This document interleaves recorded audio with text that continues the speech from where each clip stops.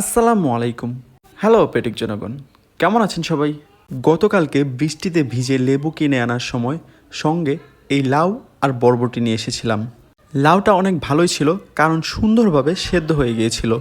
আমি যেহেতু ছোট চিংড়ি দিয়ে লাউ খেতে পছন্দ করি, তাই আম্মু বড় চিংড়িটাকেই চামড়া ফেলে দিয়ে ছোট ছোট করে কেটে লাউয়ের মধ্যে দিয়ে দিয়েছে।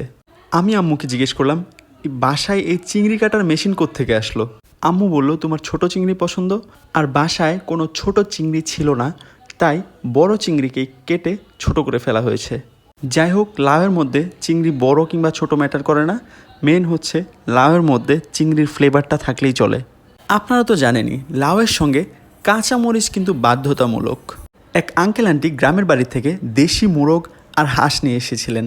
হাঁসের মাংসটা অনেক বেশি মজা হয়েছিল, তাই আমি আমার ভাগের থেকে পরের দিন সকালবেলা রুটি দিয়ে খাওয়ার জন্য অল্প একটু রেখে দিতে চাচ্ছিলাম।